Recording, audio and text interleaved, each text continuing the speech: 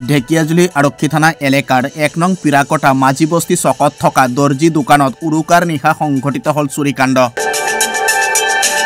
আজি পুৱা দোকান খুলিবলৈ আহি বিষয়টো গম পায় দোকানৰ স্বত্বাধিকাৰীয়ে।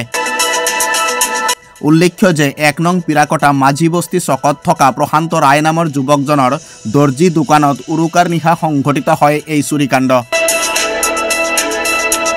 আজি ঢেকিয়াজুলি আৰক্ষী ঘটনাস্থলীত উপস্থিত হৈ চুৰিকাণ্ডৰ তদন্ত আৰম্ভ কৰিছে। দোকানৰ স্বত্বাধিকাৰীয়ে জানিবলৈ দিয়া মতে দোকানখনৰ পৰা বিভিন্ন বয় বস্তুৰ লগতে নগদ ৩০,০০০ টকা লৈ যায় চোৰে। ৰাতি কোনোবাই তলা ভাঙি দোকানৰ পৰা কিবা কিবি আছিলে, কেছ আছিলে ৩০,০০০ টকা। ৩০,০০০ টকা নগদ আছিলে আৰু বাদ বাকী সোমৰা আগাৰা বাগাৰা আছিলে, এইকেইটা লৈ গায়ব হৈ গৈছে। কিমান টকাৰ ক্ষতি হৈছে আপোনাৰ? এনেকৈ ৫০,০০০ মান হ'ব। দৰ্জা ভঙা দেখি চাই যে তাৰ কেছ টকা আছিলে ৩০,০০০, হোম থিয়েটাৰ এনেকৈ বহুত বস্তু হৈ পেলাই ৫০,০০০ টকা লৈ গৈছে। পুলিচক জনোৱা হৈছে? পুলিচ আহি লৈ গ'ল।